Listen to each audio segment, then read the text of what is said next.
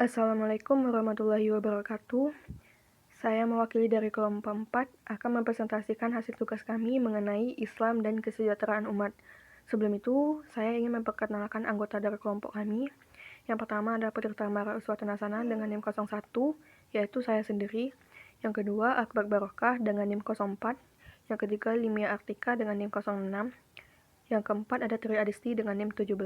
Dan yang kelima ada Fakri Rizky Yustiawan dengan NIM 45.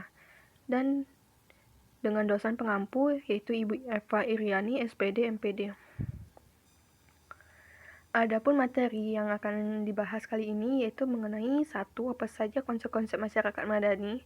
Yang kedua, bagaimana peran umat Islam dalam mewujudkan masyarakat madani. Dan yang ketiga, bagaimana sistem ekonomi yang dijalankan dalam kesejahteraan umat.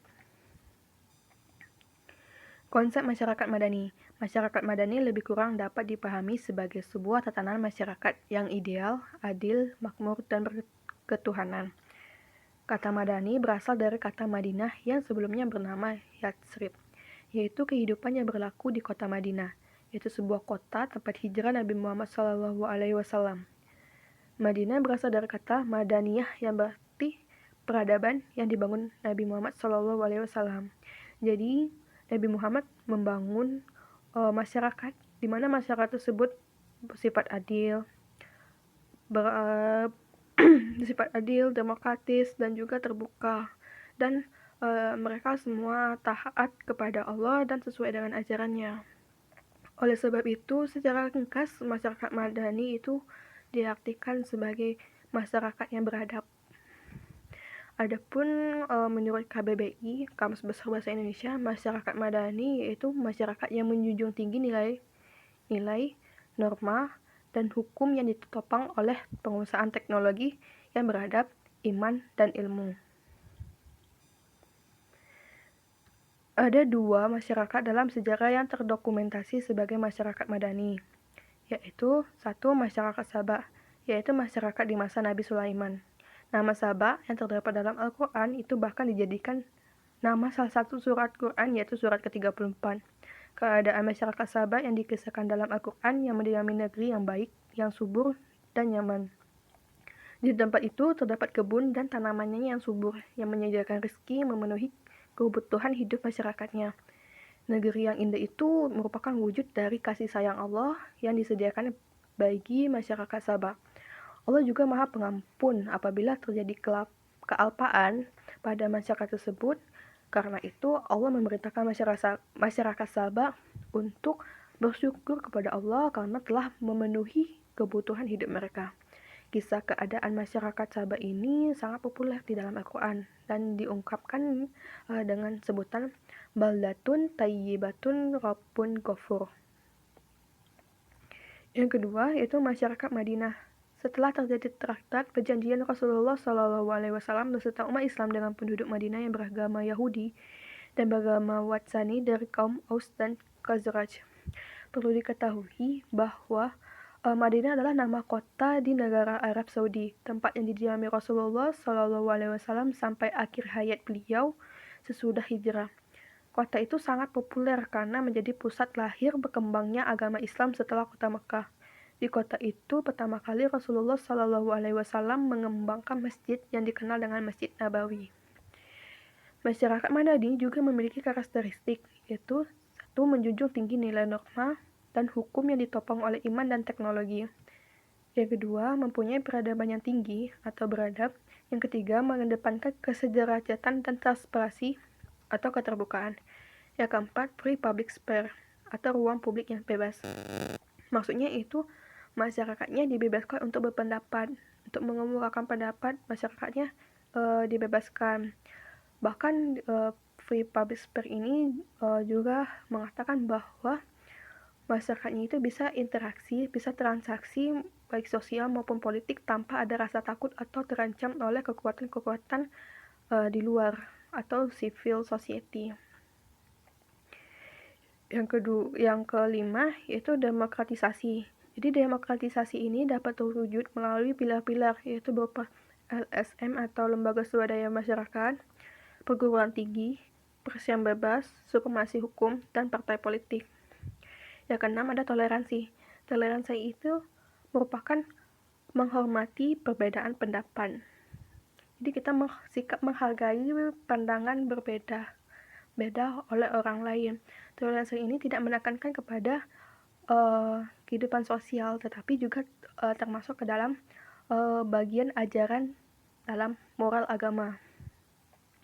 Yang ketujuh yaitu pluralisme. Pluralisme ini disebut juga kemajemukan, yang artinya sikap harus mengakui dan menerima kenyataan sosial yang beragam, tetapi harus disertai dengan sikap yang tulus dan menerima kenyataan bahwa berbagai perbedaan tersebut alamiah dan rahmat Tuhan yang bernilai positif bagi kehidupan di masyarakat.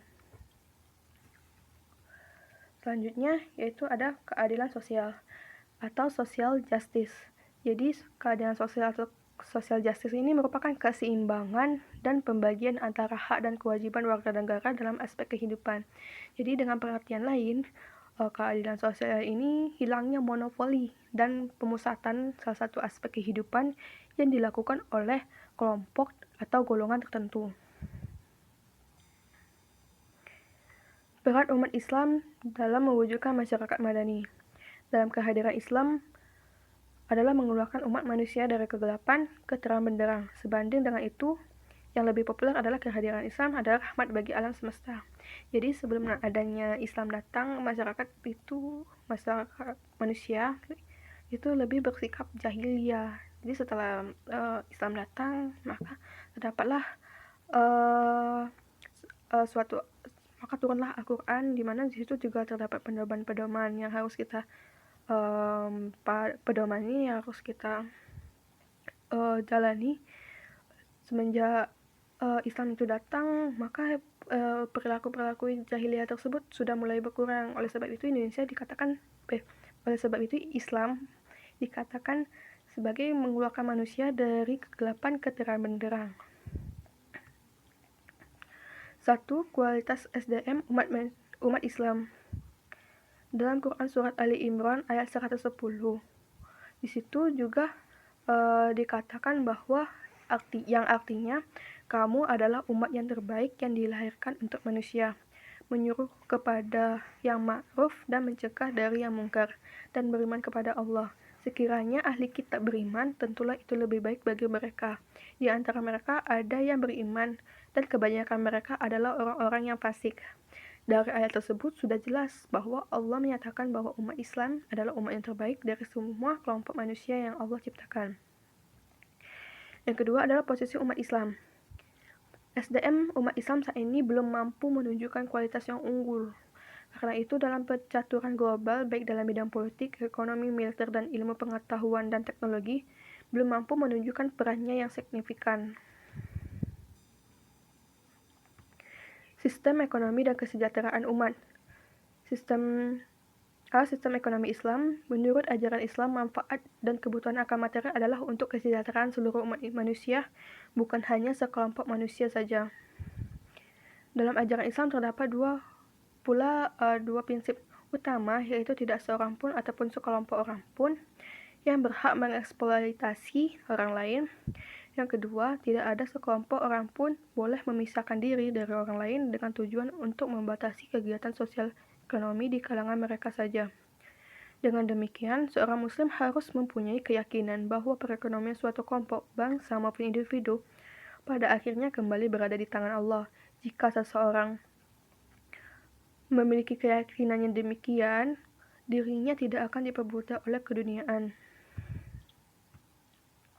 Dalam ajaran Islam, ada dua dimensi utama hubungan yang harus dipelihara, yaitu hubungan manusia dengan Allah dan hubungan manusia dengan manusia lain, serta makhluk lain. Kedua hubungan itu harus berjalan secara serentak. Dan dalam komitmen Islam itu khas dalam soal persaudaraan, keadilan ekonomi dan sosial, maka ketidakadilan dalam pendapatan dan kekayaan bertentangan dengan Islam. Akan tetapi, konsep keadilan Islam dalam distribusi pendapatan dan kekayaan serta konsepsinya tentang keadilan sosial tidaklah menuntut bahwa semua orang harus mendapatkan upah yang sama tanpa memandang kontribusinya dalam masyarakat. Islam memberikan toleransi ketidaksamaan pendapatan sampai tingkat tertentu. Karena itu, orang tidaklah sama sifat, kemampuan, dan pelayanan dalam masyarakat. Dan dalam kita berpendapatan, pasti kita ada yang berlebihan pendapatan. Maksudnya, kebutuhannya itu sudah terpenuhi, bahkan masih merasa kelebihan. Oleh sebab itu, Islam menyuruh untuk menyedekahkan sebagian hartanya tersebut, atau tidak menginvestasikan harta tersebut melalui usaha, sehingga orang-orang yang belum mempunyai pekerjaan, yang susah mencari pekerjaan, dapat bekerja di suatu perusahaan yang telah dibangun. Kalau tidak bisa, kita bisa menyalurkan kekayaan kita tadi melalui lembaga-lembaga seperti lembaga infak, sedekah, hibah, dan wakaf. Dan lembaga-lembaga ekonomi Islam itu dimaksudkan untuk menjembatani dan memperdekat hubungan sesama manusia, terutama hubungan antara kelompok-kelompok yang kuat dengan kelompok-kelompok yang lemah, atau antara orang kaya dengan orang yang miskin. B. Kesejahteraan umat.